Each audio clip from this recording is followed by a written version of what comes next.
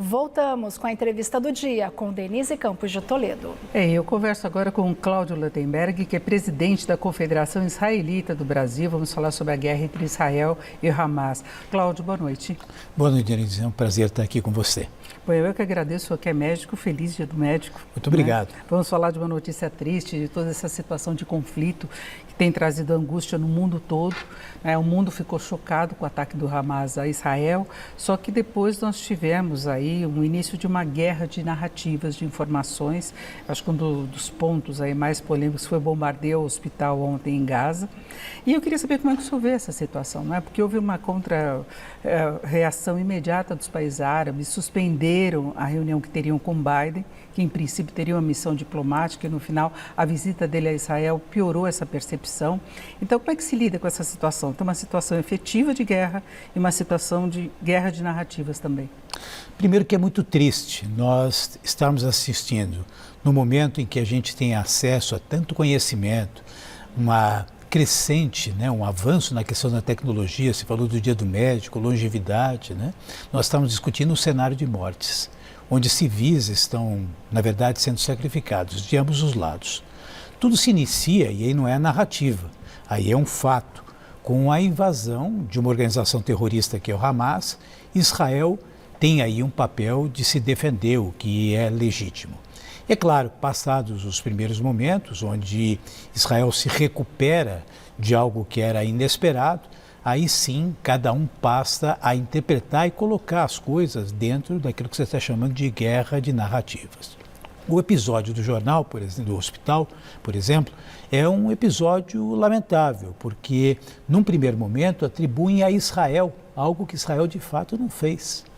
Isso, logicamente, faz com que surja uma onda de manifestações contrárias a Israel, que, aliás, toda vez que vai fazer um ataque, avisa civis que fará esse ataque e pede para que eles se retirem daquela região. Então, nós temos um papel muito importante de formar adequadamente, temos que ser zelosos e temos que, de fato, retratar a verdade e não construir narrativas.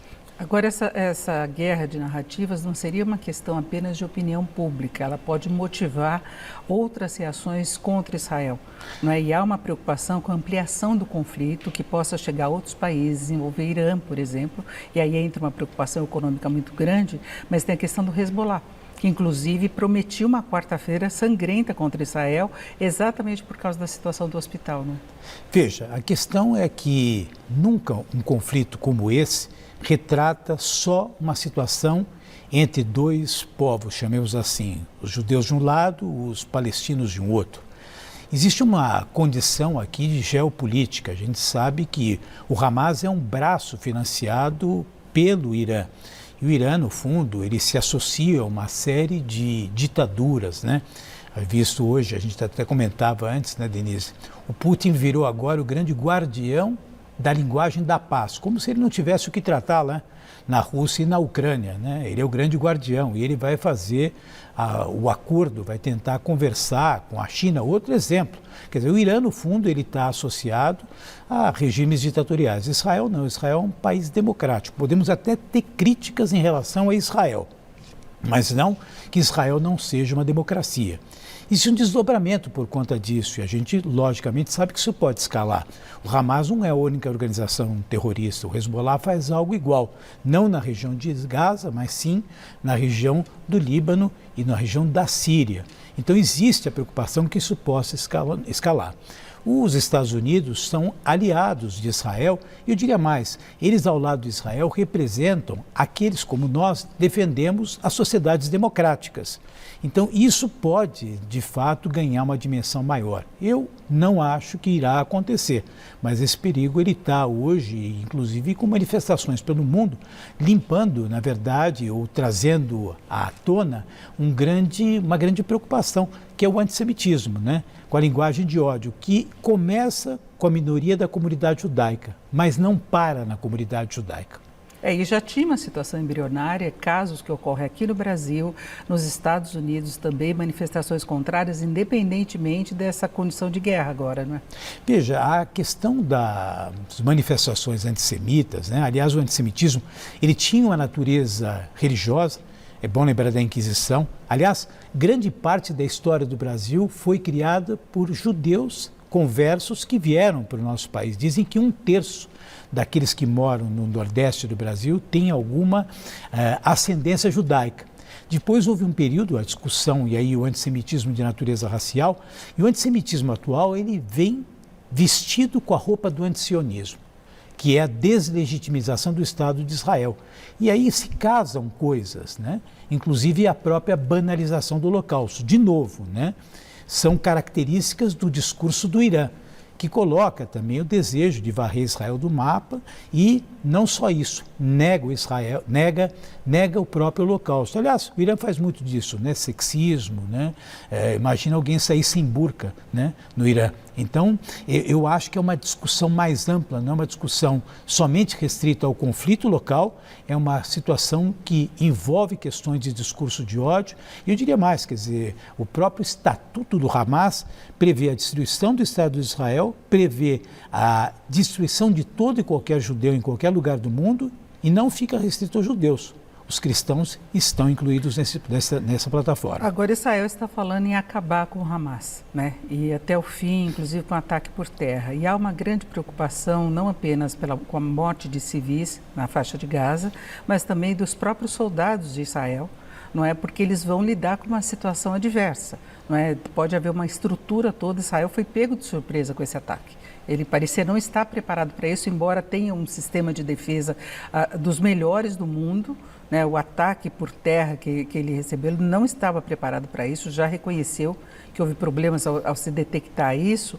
E agora, como é que lutaria para o adversário que deve ter se preparado muito até para o contra-ataque? Olha, eu acho muito triste a gente discutir dentro dessa ótica, né? Eu acho que os esforços nesse momento da comunidade internacional, os esforços daqueles que estão debatendo, inclusive no Brasil, nós não podemos ficar polarizando isso e torcer como se fosse um jogo de futebol. Não tem lado, está morrendo gente. Neste momento, o ponto central para tentar encontrar um ponto de equilíbrio seria a tratativa em relação aos reféns. Se o Hamas liberar os reféns, devolver os reféns para Israel, surge um campo de diálogo onde algum constrangimento poderá existir num posicionamento futuro para que Israel possa eventualmente desistir de entrar em Gaza. Eu acho que esse deveria ser o ponto central. E a ONU está falhando nesse sentido, eles não conseguem chegar a um posicionamento único, né? O Conselho de Segurança, né, rejeitou inclusive a posição do Brasil, que pode não ter colocado o direito de Israel de se defender, né, de contra-atacar, mas ele tentava viabilizar uma solução mais pacífica, né?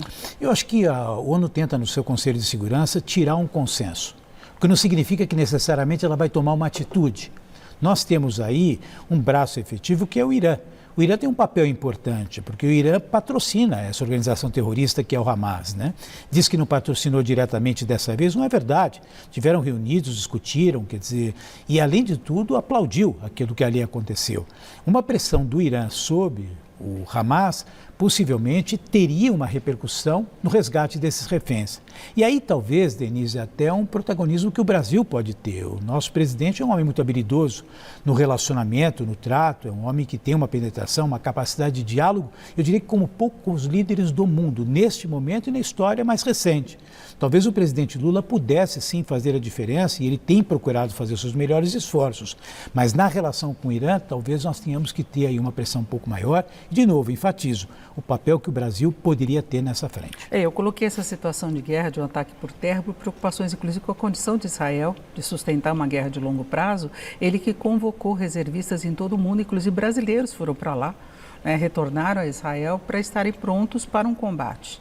Né? Então é um sacrifício também para a população de Israel, né, também para os israelenses se manter esse conflito por um tempo muito longo. Né? Com certeza, e eu acho que a gente precisa deixar também uma coisa muito clara. Quando a gente fala do Hamas, nós não estamos falando dos palestinos. Os palestinos é uma população, uma comunidade muito mais significativa e muito mais representativa e que nos é muito mais cara do que o Hamas. Uma coisa é o Hamas, um braço terrorista que quer destruir Israel, e digo até mais, eu acho que usa os palestinos para isso, usa o conflito para isso. Tá lá outra no meio, coisa, né? a comunidade palestina. Aliás, a autoridade constituída dos palestinos seria a autoridade palestina que tem uma ação mais hegemônica na região da Cisjordânia, mas não em Gaza. onde o Hamas ganhou eleições, isso já há mais de 10 anos, 15 anos, né? Domina politicamente a região, não utiliza os recursos para investir em educação, em formação de pessoas, na própria economia, investe em treinamentos de guerra, e é o que está acontecendo agora com ataques terroristas. E já há uma precariedade muito grande na faixa de Gaza, de condição de vida mesmo, e agora tem essa mistura. Então se vai atrás do Hamas, só que a população fica como escudo nessa situação toda. Agora, para fecharmos, eu queria falar da situação política de Israel, porque o senhor falava da democracia e houve muitas manifestações contra o governo Netanyahu recentemente por tentativas dele de, inclusive, diminuir o poder da justiça. Então, ele estava com problemas internos, agora tem um gabinete para controlar essa situação de conflito, mas o senhor vê um fortalecimento dele ou uma mudança política interna do país? Primeiro, Israel é um país onde as pessoas vão às ruas porque lá existe uma democracia. Nós citamos vários países aqui, falamos da Rússia, na China, vá à rua em um lugar lá para fazer um manifesto, você vai preso, né? Israel tinha uma questão aí de um debate envolvendo uma reforma do judiciário, é um ponto sensível, muita gente é contra, aqui não importa as opiniões individuais, mas também existiam pessoas a favor, tanto que o primeiro-ministro, que é o primeiro-ministro mais longevo, conseguiu constituir um gabinete. Então ele estava trazendo lá um questionamento judiciário que acontece no Brasil também, e nos Estados Unidos e em outros países.